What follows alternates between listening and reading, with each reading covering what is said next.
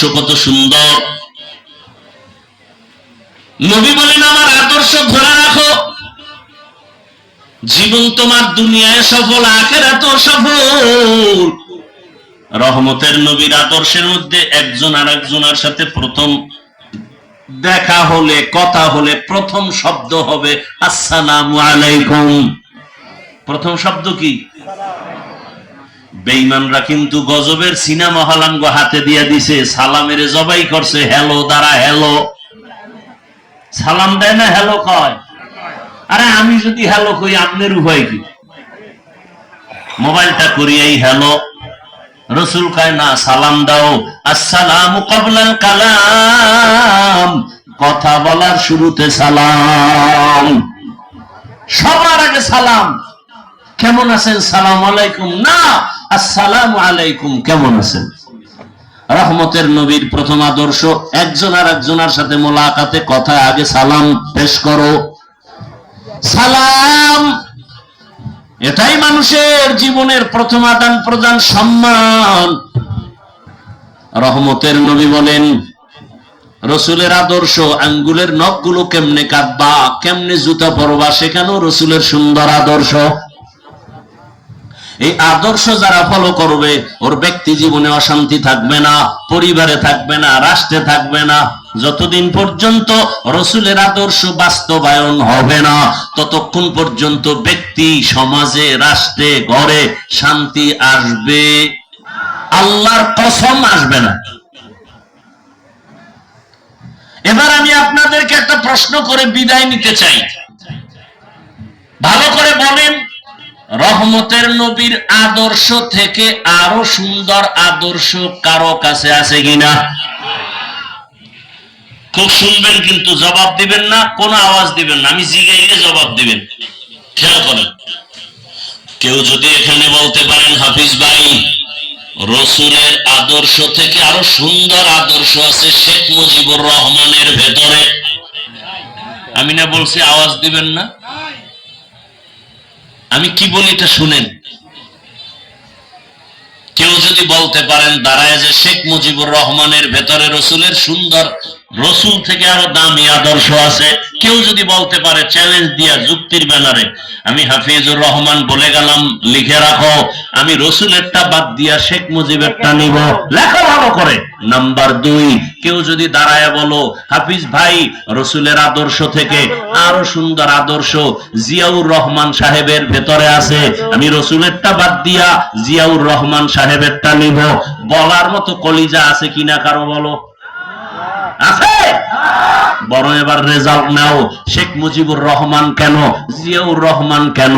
দুনিয়াতে আরো বড় মাথাওয়ালাদের আদর্শ আছে, আব্রাহাম লিঙ্কনের গণতন্ত্র, মাও সেতুনের আদর্শ, লেনিনের আদর্শ, কার্ল মার্ক্সের আদর্শ। এক কথায় জবাব, দুনিয়ার সবার আদর্শ নাপাক, একমাত্র রসুলের আদর্শই হলো পাক।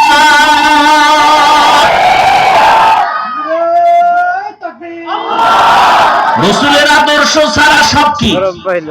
বলেন বলেন। দুনিয়ার সবার আদর্শ, সবার আদর্শ সব সব, একমাত্র কারটা পাক? রসুলেরটা পাক। বলবেন হাফিজ ভাই সবারটা নাপাক কেন?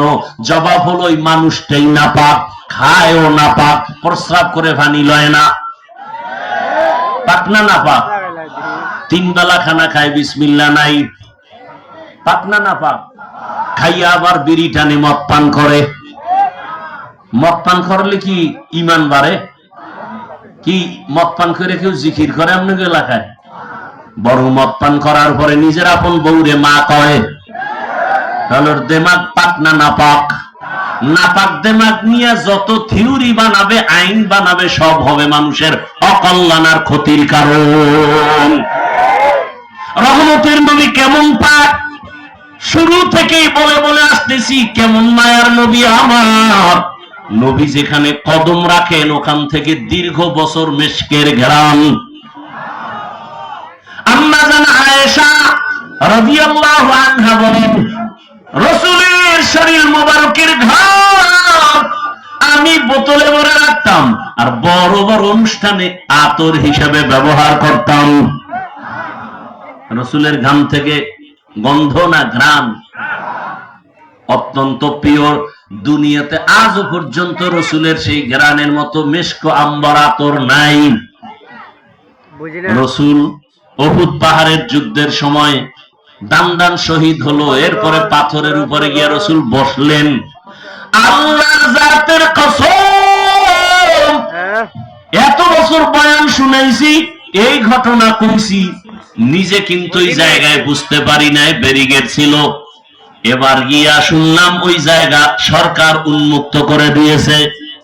গেলাম উহুদ পাহাড়ে মদিনাতুল মুনাওয়ারা থেকে ওই জায়গায় ঢুকলাম। খোদার কসম, দাঁড়াইয়াই মাত্র মেশকের ঘ্রাণ সে পাথরের ভেতর থেকে আসতেছে। ১৫০০ বছর পর এখনো সে ঘ্রাণ আসতেছে। ওই ঘ্রাণওয়ালা আতর দুনিয়ায় নাই, কিচ্ছু নেই। সে রসুল কেমন পবিত্র! রহমতের নবীর আদর্শ দেখে মানুষ সব পাগল। ইহুদি মহিলা একটা দুধের বাচ্চা নিয়ে আসে, কথা বলতে পারে না। রসুলের সামনে রসুলকে প্রশ্ন করে আটকানোর জন্য, নবীর সামনে আসা মাত্র দুধের বাচ্চা আম্মু কইতে পারে না, ও রসুলকে সালাম দিয়ে দিছে। ইহুদি মহিলাকে প্রশ্ন করবো, কসু আমার বাচ্চা আমাকে মা বলতে পারে না, ও সালাম দিল। মা এবার বলতেছে, তুই কাকে সালাম দিলি? আল্লাহ বাচ্চার জবান খুলে দিছেন।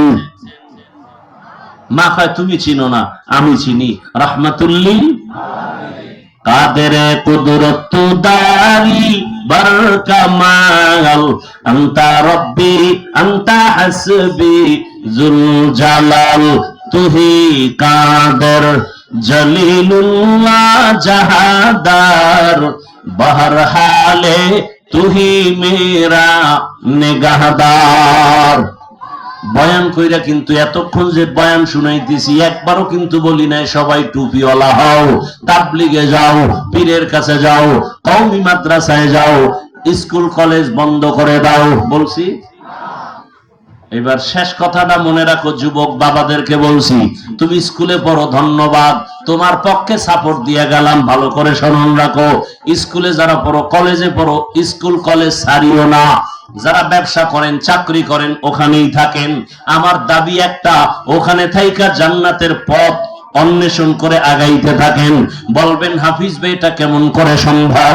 ও যুবকেরা, তুমি কলেজে পড়ে ডাক্তার হও, ইঞ্জিনিয়ার হও, প্রফেসর হও, সবাই তুমি একজন ভালো দুনিয়ার লাইনে এসপি হও, এমপি হও, ওসি হও, ডিসি হও, একটা শব্দ খালি রেড সিগন্যাল মনে রাখবা, বেয়াদব হবা না। কি হবা না? এবার আবার প্রশ্ন, ডাক্তার হব বেয়াদব হব না, কথার ব্যাখ্যা কি? সংক্ষেপ, 3 জায়গায় বেয়াদবি করবা না, করলেই মরার আগে জীবন ধ্বংস। মরার পরে না, আগেই।